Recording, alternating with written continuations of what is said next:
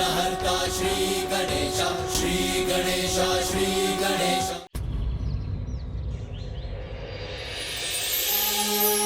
उसके मुख पर मुस्कुराहट का अर्थ है कि राधे से मिलने का मन बना लिया है कान्हा ने। देखना, अब कान्हा कहेगा, चलिए ना दाऊ, वृंदावन का भ्रमण कर आते हैं।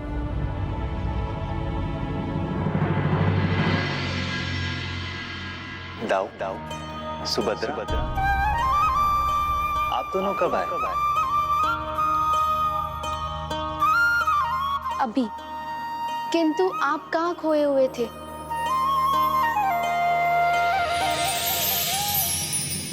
दाऊ, भैया कृष्ण ने तो ऐसा कुछ नहीं कहा जैसा आप कह रहे थे। तुम्हें और कुछ नहीं कहना है कान्हा?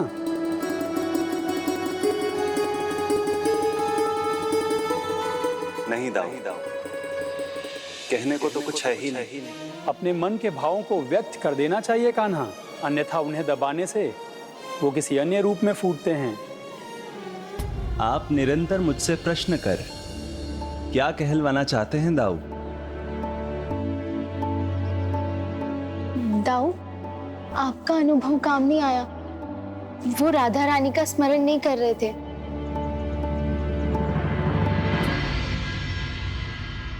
आप दोनों यहाँ, अवश्य इसका कोई कारण है। दाऊ ना अकारण यहाँ आते हैं और ना ही कुछ करते हैं। क्यों दाऊ?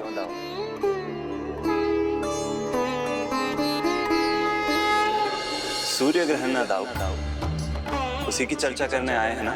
हाँ अनुज, किंतु यह कोई साधारण ग्रहण नहीं, बल्कि पूर्ण सूर्य ग्रहण है। आप बड़े हैं दाऊ, आप ही आदेश दीजिए कि हमें आगे क्या करना है। इस अद्भुत अवसर पर हम सभी यदुवंशी द्वारका वासियों को कुरुक्षेत्र के पंचक नामक तीर्थ पर एकत्रित होना चाहिए। वहां पर उपवास रखकर स्नान आदि करके हमको इस पुण्य को प्राप्त करना चाहिए। ये तो अत्यंत उत्तम सुझाव है ज्येष्ठ। दाऊ का सुझाव तो हमारे लिए आदेश है। आप जो कहेंगे हम वैसा ही करेंगे दाऊ। तब तो हमें सभी द्वारिका वासियों को सूचित करना चाहिए। इस निमंत्रण को द्वारका वासियों तक ही सीमित रखना चाहिए दाऊ, या आप इस पुण्य प्राप्ति के दिव्य अवसर पर किसी और को भी आमंत्रित करने का विचार कर रहे हैं? नहीं तो? आपको पूरा विश्वास है ना? कहीं किसी को भूल तो नहीं रहे?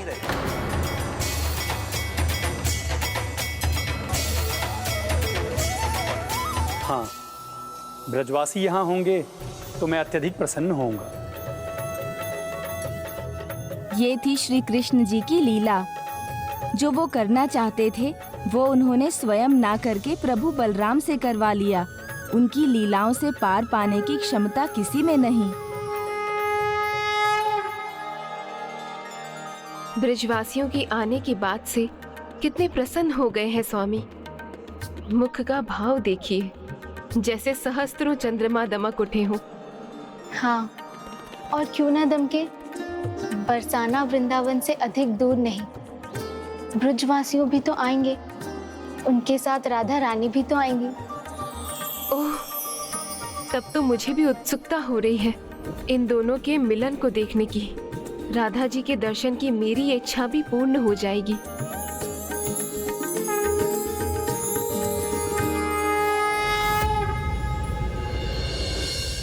राधा रानी जी, राधा रानी जी, आपने सत्य कहा था। राधा रानी जी, प्रभु अंतर्यामी हैं। हमारी इच्छा समझकर उसे पूर्ण करने वाले हैं वो। आपने नहीं सुना? द्वारका से सूचना आई है। हम सभी को कुरुक्षेत्र के पंचक धाम की तीर्थ यात्रा का निमंत्रण है। वहाँ सभी द्वारिका वासियों के साथ स्वयं प्रभु श्री कृष्ण भी उपस्थित रहेंगे।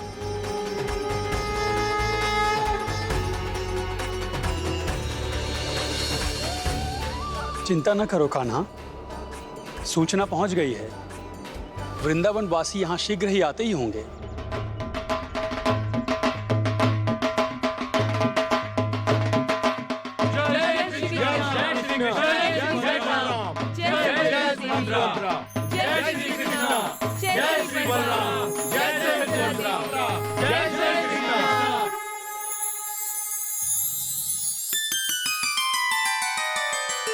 प्रभु, आपने हमें आमंत्रित कर कृतार्थ कर दिया।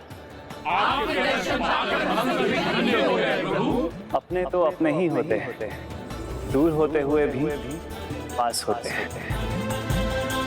आप सबको देखकर मेरा हृदय भी हर्ष से भर गया।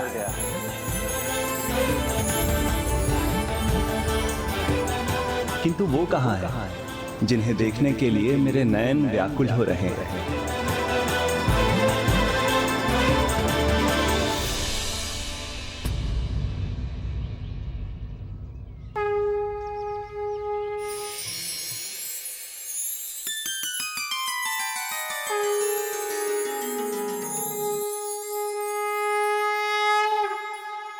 स्नेह का ऐसा पवित्र बंधन संसार में केवल मेरे श्री कृष्ण और राधा जी में देखा है। माता रोहिणी ने बताया था कि राधा जी में श्री कृष्ण और श्री कृष्ण में राधा जी विराजते हैं, इसलिए इन्हें देख ईर्ष्या तो मेरे निकट भी नहीं आती। मुझे तो बस इस बात की जिज्ञासा है कि जब दोनों इतने दिन बाद एक दूसरे के सामने हैं तो वो एक दूसरे से क्या कहेंगे? उनके प्रथम शब्द एक दूसरे के लिए क्या होंगे?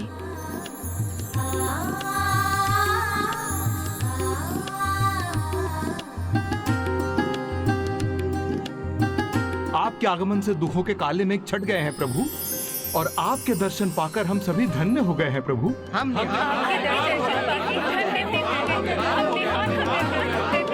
निहाल हो गए।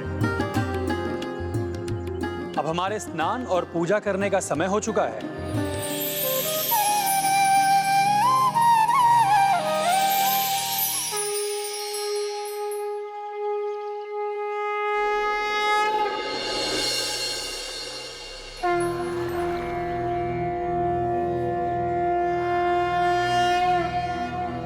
ॐ आदित्याय विद्महे सहस्रकिरण्य धीमहि तन्नो सूर्य प्रचोदयात्।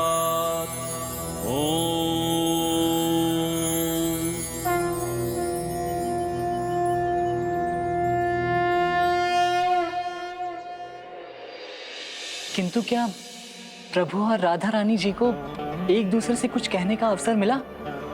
देवी रुक्मिणी को भी उसी पल की प्रतीक्षा थी, किंतु वो अवसर आया ही नहीं।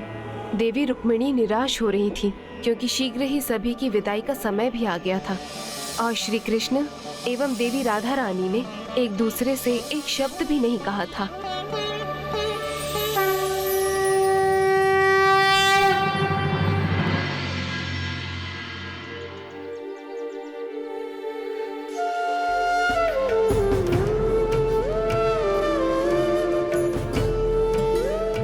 देवी राधा रानी और प्रभु श्री कृष्ण के बीच कुछ संवाद अवश्य होगा। अपने स्नेह को अपने शब्द क्यों नहीं दिए? आपने कुछ कहा क्यों नहीं? क्या मेरी उपस्थिति इसका कारण है? मैं जानती हूँ आपका स्नेह बंधन अनंत है, इसलिए स्वयं को मत रोकिए। देवी राधा रानी, जो भी आपके मन में है उसे कहने में संकोच मत कीजिए।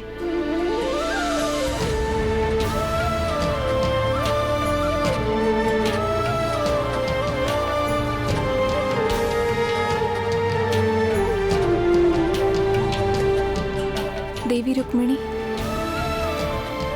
जो आपके निकट खड़े हैं वो आपके कृष्ण हैं। मेरे कृष्ण तो मुझे वृंदावन में ही मिलेंगे। प्रभु मुझसे भेंट करना चाहते हैं तो उसके लिए उन्हें वृंदावन आना पड़ेगा।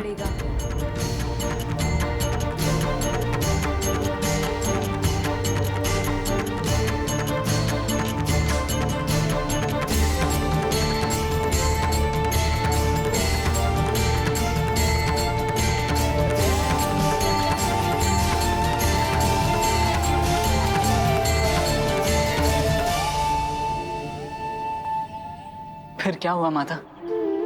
क्या प्रभु श्री कृष्ण देवी राधा रानी से मिलने गए? हाँ, उनकी ये यात्रा पुरी में प्रभु श्री जगन्नाथ जी की रथ यात्रा का आधार बनने वाली थी। प्रभु, आपको वहां जाना चाहिए। वो आपसे भेंट करना चाहती हैं प्रभु। उनके हृदय की पीड़ा का आभास मुझे अपने हृदय में हो रहा है प्रभु। मिलन यदि अधूरा रह जाए तो विरह की पीड़ा और भी सताती है। कृपा कर वहां जाइए स्वामी, देवी राधा रानी से भेंट कीजिए। और हम लोग भी साथ चलेंगे। देवी राधा रानी, आपको क्या लगता है, क्या श्री कृष्ण आपसे मिलने आएंगे?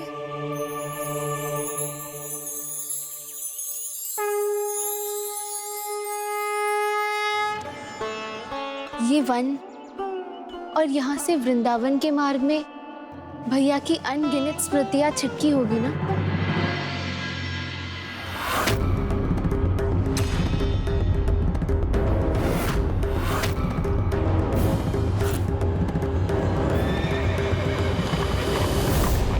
कान्हा, अब हमें आगे बढ़ना चाहिए, अन्यथा यहीं वृंदावन के वन में हमें रात्रि विश्राम करना होगा। मैं तो बस इस परिचित स्थान के दृश्यों का आनंद ले रहा था, किंतु आप उचित कहते हैं, अब हमें यहां से चलना चाहिए।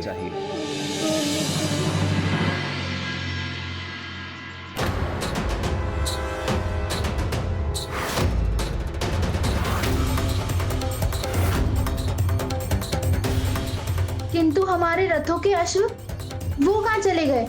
किसी ने हमारे अश्वों का हरण कर लिया भ्राता। प्रभु श्री कृष्ण की, प्रभु श्री कृष्ण की, प्रभु श्री कृष्ण की, प्रभु श्री कृष्ण की, प्रभु श्री कृष्ण की।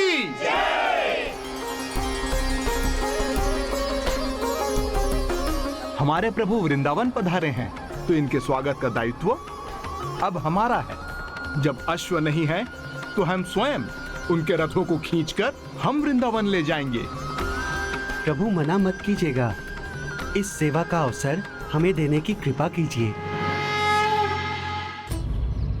वो दृश्य कितना भव्य होगा ना, अश्व के स्थान पर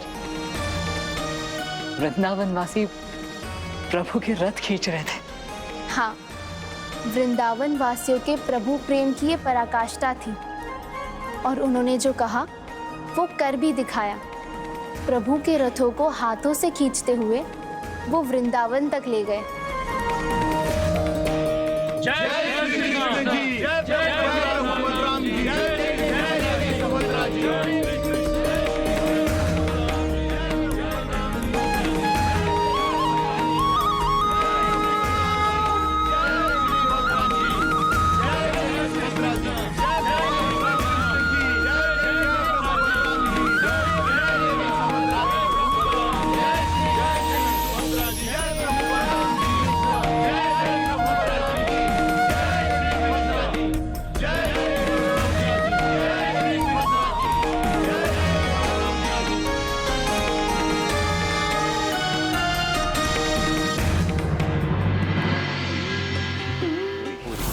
जगन्नाथ पुरी।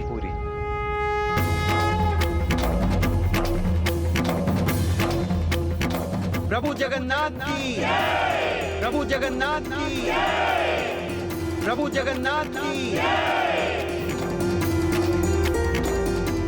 और जितना अपार प्रेम आप सबसे आज मुझे मिला है, मैं घोषणा करता हूं भविष्य में उतना ही प्रेम मेरे जगन्नाथपुरी धाम में मिलेगा। और मेरा मंदिर जो द्वारका का प्रतीक होगा, वहां से मेरी रथ यात्रा देवी गुंडीचा मंदिर के लिए प्रति वर्ष हो। जिस प्रकार आज मैं यहाँ आया हूं, उसी प्रकार मैं दाऊ बलभद्र जी और बहन सुभद्रा रथ यात्रा करेंगे। और हमारे रथ अश्व नहीं भक्त ही खींच कर लाएंगे। जो इसका प्रतीक है कि सभी की नैया भगवान पार लगाते हैं, किंतु भगवान की डोर भक्तों के हाथ में। प्रभु जगन्नाथ की, प्रभु जगन्नाथ की। ऐसी थी प्रभु श्री कृष्ण की लीला। अपनी लीला के कारण उन्होंने न केवल वृंदावन आकर राधा जी से भेंट किया, अपितु संसार को जगन्नाथपुरी धाम एवं रथ यात्रा का वरदान भी दिया। इस प्रकार प्रभु जगन्नाथ जी द्वारा देवी गुंडीचा को वरदान देने के बहुत पहले प्रभु श्री कृष्ण की लीला के अनुसार प्रभु जगन्नाथ जी की रथ यात्रा का प्रयोजन और विधि दोनों वृंदावन में ही नियत हो चुके थे। यदि सभी प्रभु की लीला है तो फिर मेरा यहाँ आना, ग्वाले महोदय का मुझसे मिलना, उनका मुझे मंदिर निर्माण के बारे में बताना, फिर आप दोनों का यहाँ पहुँचना, मुझे प्रभु कथाएं सुनाना, मुझे भोजन कराना, ये सब भी तो प्रभु की लीला ही है ना। कदाचित पुत्र, किंतु अब हमें जाना चाहिए।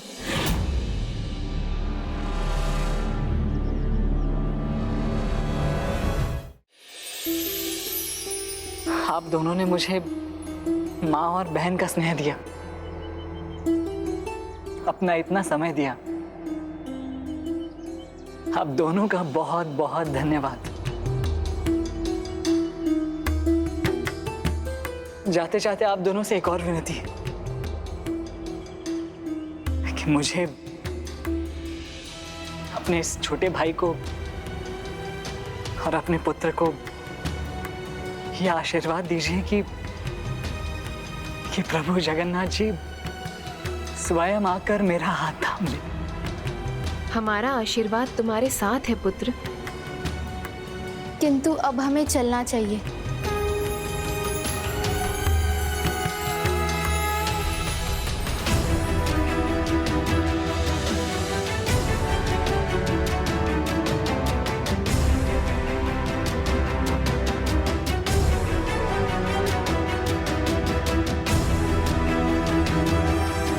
पुत्र माधवदास, ये कभी मत भूलना कि जो भी होता है प्रभु की लीला और उनकी इच्छा के अनुसार ही होता है।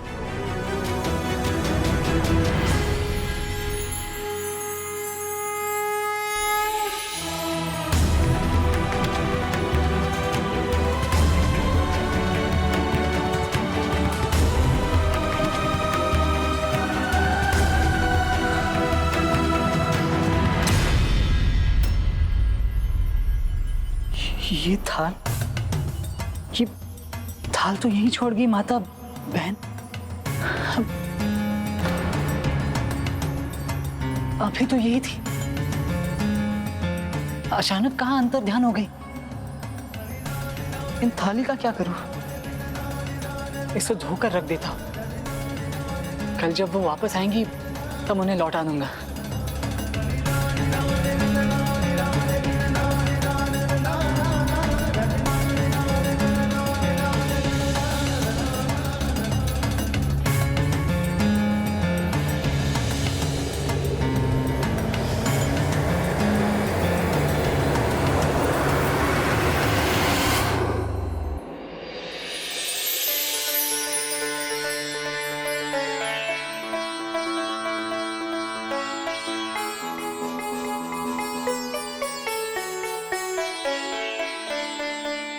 पचपन,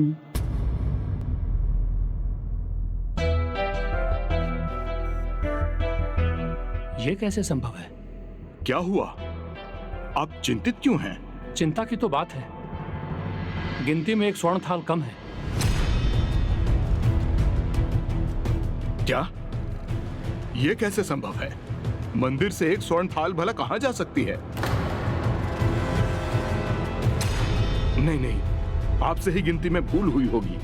एक बार और गिन के देखिए।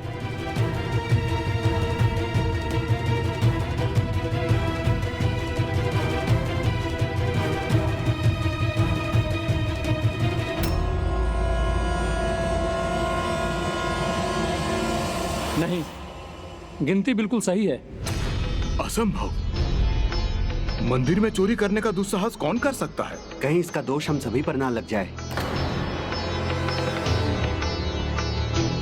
नहीं नहीं, ऐसा नहीं होगा।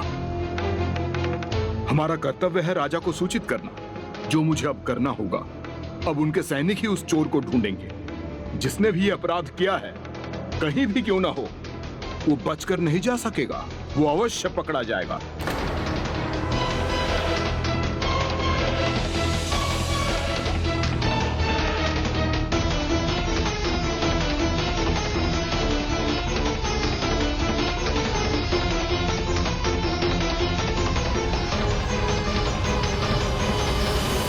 ये क्या हो रहा है? अचानक सैनिक क्यों आ गए मंदिर में?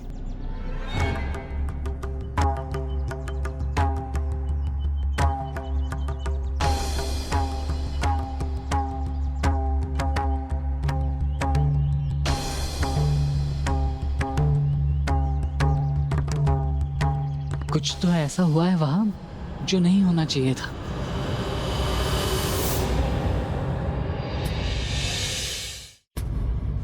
श्रीमान सुनिए ना, यहाँ क्या हुआ है? अब सब इतने चिंतित हैं और सैनिक भी आए हुए हैं। घोर पाप हुआ है। वो हुआ है जो आज तक नहीं हुआ। ऐसा क्या हुआ है? चोरी हुई है, वो भी मंदिर में, और चोर का अभी तक कोई अता पता नहीं। यदि चोर पकड़ा नहीं गया तो हम पुजारी पर ही राजा के क्रोध की गाज गिरेगी। किंतु मंदिर में चोरी कैसे होगी? और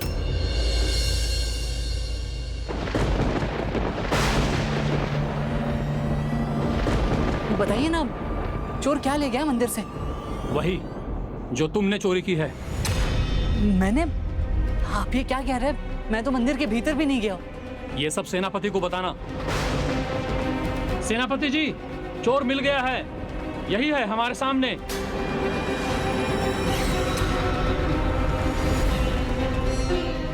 देखिए मैं निर्दोष हूँ। आप मुझ पर ऐसा ये घोर आरोप मत लगाइए।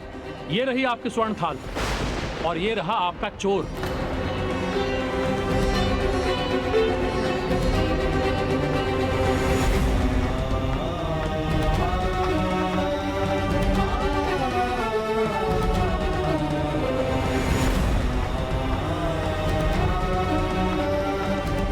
हाँ, ये वही स्वर्ण थाल है।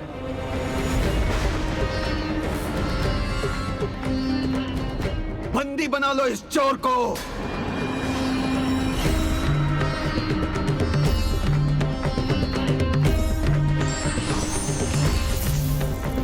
ये थाल तो मैं उसके पास छोड़ आई थी। मैं जाता हूँ उसकी रक्षा करने। रुकिए दाऊ।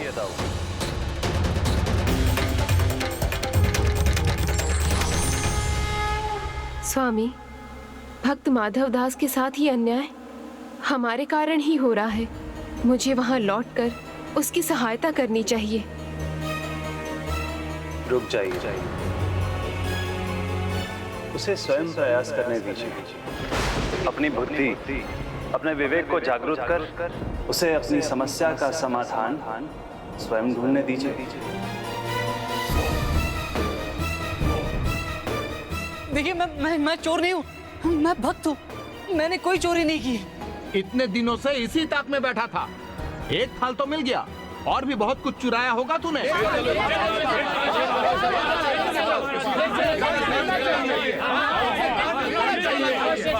देखिए मेरी बात का विश्वास कीजिए, मैंने कोई चोरी नहीं की है।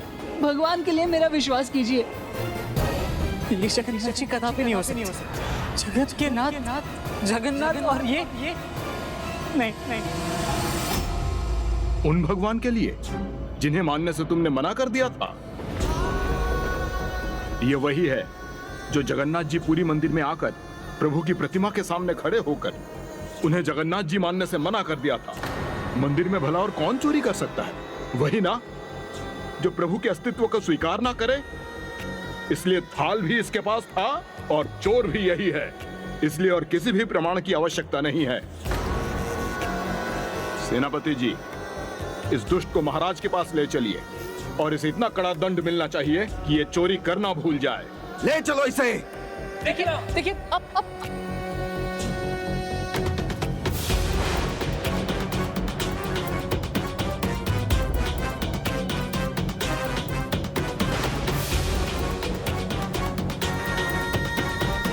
स्वामी इतने निश्चिंत कैसे हैं?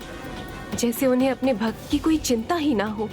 अपने जीवन की कठिनाइयों का सामना तो उसे स्वयं करना होगा प्रिय, क्योंकि जीवन के विकट समय में ही भक्त की भक्ति और उसके विश्वास की परीक्षा होती है।